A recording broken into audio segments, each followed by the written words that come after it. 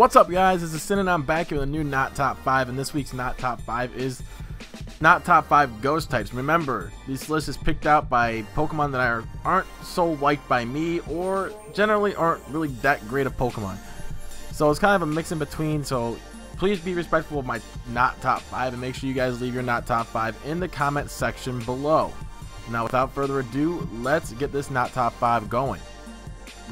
Number 5 is Frostlass. Now, this was number 1 on my Not Top 5 Ice types, which was my last Not Top 5. So make sure you guys go check that out.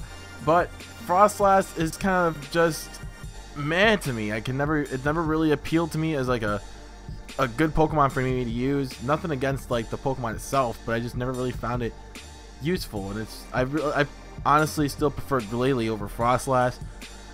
Just my personal opinion, but I mean, everybody is entitled to their own opinion, and this is mine. So Frostlass just never really appealed to me, and it just never really struck me as a Pokemon that's like, oh hey, I need to absolutely have it. So that's why it's number 5. It's just not appealing to me. Number 4 is Sableye. This was on my Not Top 5 Dark types as well. Again, a Pokemon that really never appealed to me. It's really slow. Needs a lot of priority moves in order to be useful, like Shadow Sneak or Sucker Punch. Other than that, it's really nothing more than just, you know, a mega Pokemon. Yes, it has a Mega, and yes, it has Prankster for its ability, which makes it good.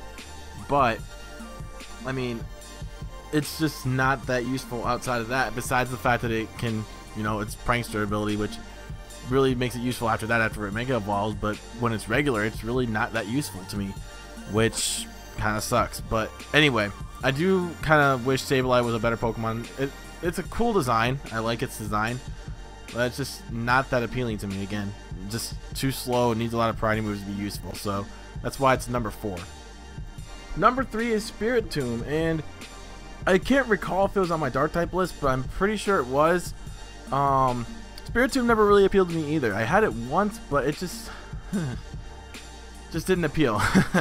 Nothing against the Pokemon. I think it's a cool design. It has a cool backstory, but again, its usefulness to me isn't really that high. It never appeals to me in a Let's Play or in a Wi-Fi battle. I see it in my box and I'm just like, I'll pass. But again, I like its backstory. I like its little Pokédex entries, but it still just doesn't have the appeal. A lot of these just don't have the appeal. There's not. Ghost type is a really rare type, so it's the rarest type in the game. So there's not. This list is kind of like scarce, if you will. But anyway, Spiritomb, I'm hoping to give you another shot one day, and maybe you can be on the top 5 list instead of the not top 5 list. Number 2 is Jellicent, and this one is weird. I like the typing Water Ghost, but it's just so weird. It doesn't even look like a Water Ghost. And yes, it's kind of alright to see the difference between male and female. Like the blue one is male and the pink one is female. But again, it doesn't look like it. It doesn't strike you as a ghost type. You're like, oh hey, it's a Jellicent. Like the first time I saw that thing in a game, I was like, wait a minute, this thing's ghost? I don't see it. But I guess it's alright. It's really bulky and it's just a pain in the ass to deal with. Never really wanted the phase 1. It's kind of it's always just annoying to me. Just does annoying things, like just sits there and just doesn't die, and a super effective move. You have to have like a really high attack power Pokemon in order to kill it. So it's really just a pain to deal with in battle too. So I don't really like it, and that's why it's number 2. Number 1 is Drifblim, and there's reasons why I don't like it, and maybe you may find this legitimate. I don't know. Its ability Aftermath is so goddamn annoying, and it explodes too on top of that. So just imagine, like, Explosion Aftermath or whatever. I think Aftermath only works if you cause damage to it, but if it explodes, then obviously you barely have a chance for survival anyway.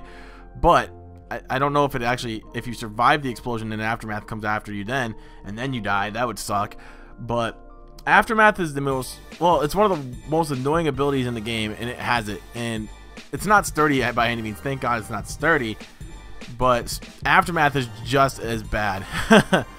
So I am just purely just irritated by that ability, and I cannot stand it for the life of me. And it happens to me just about every time where I run into that thing, and I kill it, and then it almost kills my Pokemon with it, with Aftermath alone. And I'm just like, no, you stop that. Like, no, don't do that. You're annoying me right now. But anyway, Drifloon, yeah, you can get on my shit list. And that's why you're my least favorite ghost type. And that wraps up this week's top 5 on the not top 5 ghost types. Make sure you guys drop a like, and make sure you guys are subscribing to me if you're new. There's videos daily, there's streams most likely very often. There's going to be one tonight on twitch.tv/oldschoolsim. We're going to shiny hunt for a ghost type himself named Phantom in Petalburg Forest, or Petalburg Woods. But until next time, my name is Sin, and I'm out. Peace.